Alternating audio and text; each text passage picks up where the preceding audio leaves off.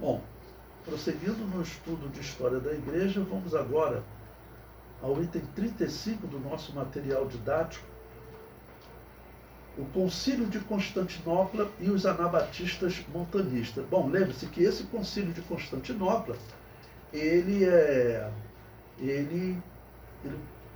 vai estabelecer o catolicismo romano como religião oficial em todo o Império Romano.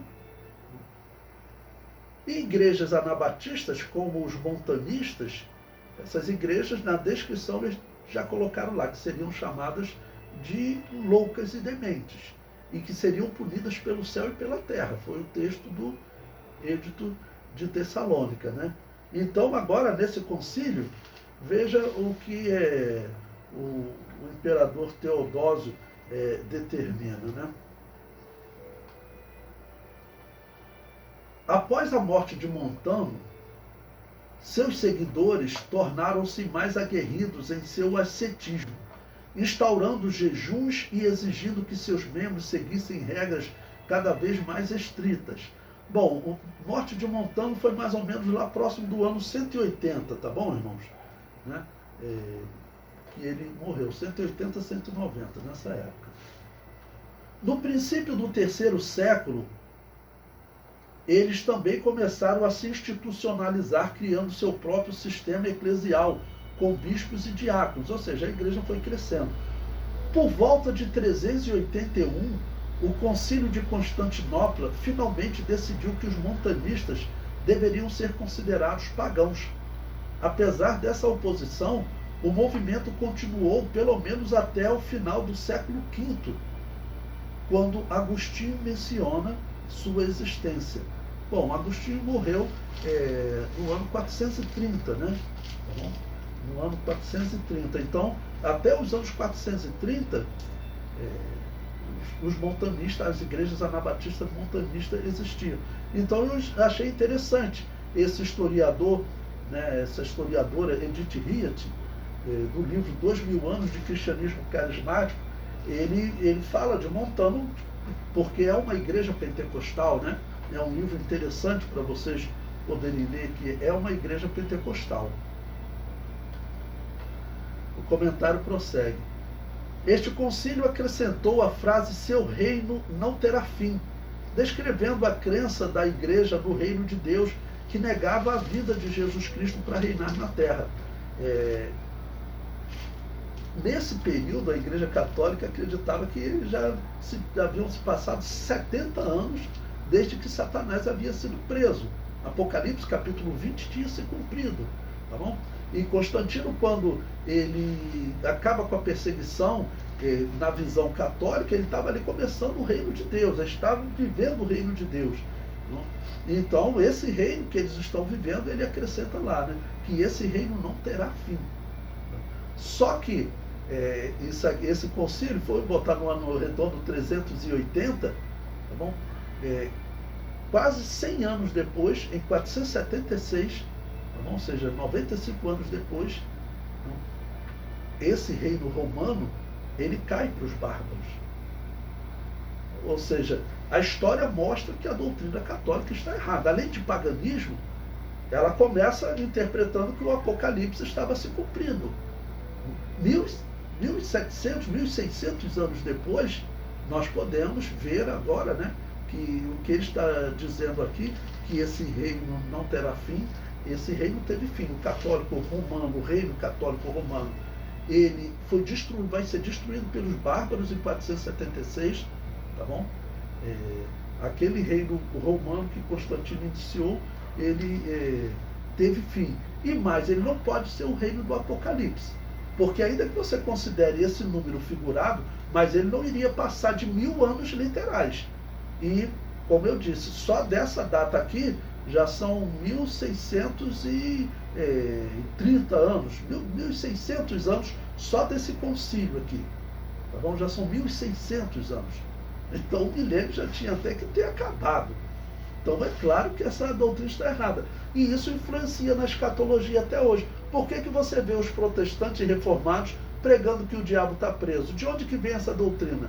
Vem aqui dessa igreja pagã, vem da igreja do purgatório. para vocês verem a influência que eles têm no purgatório. Por isso a Assembleia de Deus, ela não tem que se intimidar com o que eles falam, não. Porque o que eles falam, comprovadamente, é herético, tem origem herética. Né? Os homens que interpretaram essa doutrina de que o diabo foi preso ali, eles eram todos pagãos, eram todos praticantes da crença do purgatório. Né? O comentário prossegue. A igreja, que é chamada de Anabatista Montanista, surgiu próximo do ano 160 da era cristã, na região da Frígia, onde estavam as 7 igrejas da Ásia. Passaram-se cerca de 220 anos e a igreja continua se desenvolvendo. O catolicismo segue perseguindo essas igrejas que não aceitavam o batismo de recém-nascido. Então, veja, e essas igrejas, elas vão continuar existindo.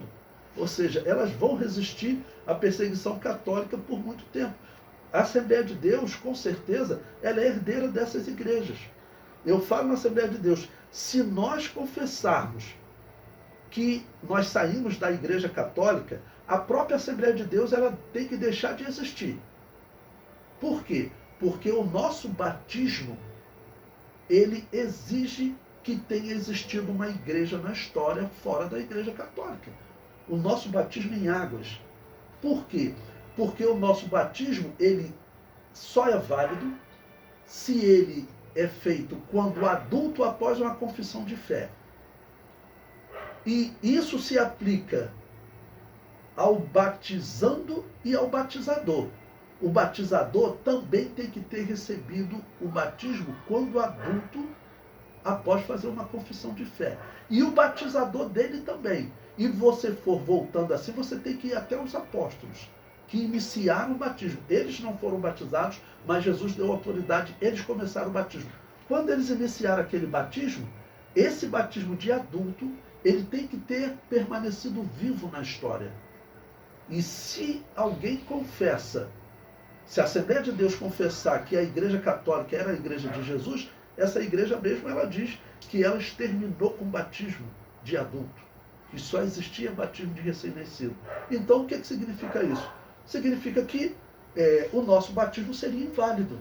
Porque como teria começado o nosso batismo de adulto? Alguém que não tinha um batismo de adulto, que foi batizado, teria sido batizado quando criança na Igreja Católica, mas ele começou a pregar contra o batismo de recém-nascido e ele se auto-batizou ou simplesmente começou a batizar outros.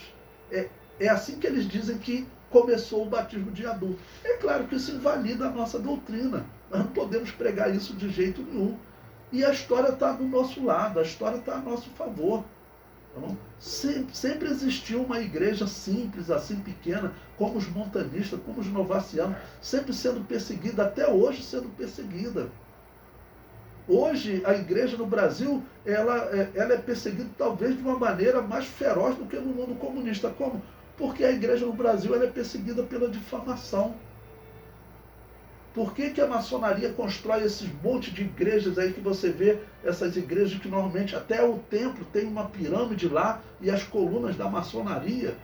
Por que a maçonaria investe nessas igrejas? Para difamar o verdadeiro cristianismo. E o que as igrejas da maçonaria pregam? Você pode ver, compra aquele livro Centelha em Restolho Seco, que é uma batista contando a história dos batistas, né? Das igrejas batistas, principalmente a Igreja Batista Reformada. Ela conta lá que foi a maçonaria que trouxe a igreja para o Brasil. Os batistas contam isso. Né? Então, por que a maçonaria investe nessas igrejas? Aquela igreja dos Estados Unidos, da Ku Klux Klan, aquele grupo satanista, é da maçonaria, é uma igreja batista, reformada. Por que eles investem? Para essas igrejas nos difamarem. Tem igrejas aí que ela tem até culto de descarrego. Isso é para quê? Para o ímpio olhar para as palavras de Jesus, olha, o que Jesus trouxe ao mundo foi uma grande confusão. Nós não queremos, e ele não conseguia nem ver a doutrina verdadeira.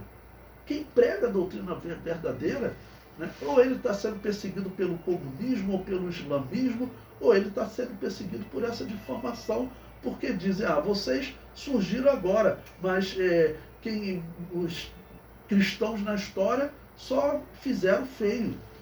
É o que eles falam. Então nós temos que fazer o quê? Nós temos que mostrar para eles que não. que está aqui, olha, existiam igrejas anabatistas, e eles estão dizendo aqui, os próprios historiadores católicos, eles falam, por exemplo, sobre os novacianos, que é o próximo tópico que nós vamos falar, que eles não conseguiram exterminar todos. Eles dizem que eles exterminaram os montanistas, que exterminaram os donatistas, tá bom?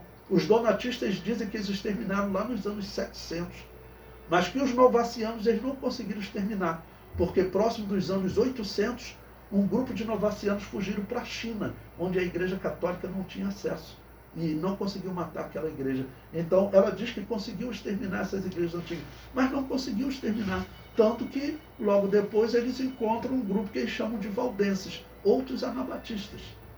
Então essa é a verdadeira igreja de Jesus na história, com certeza absoluta, não a igreja do purgatório, a igreja pagã, né?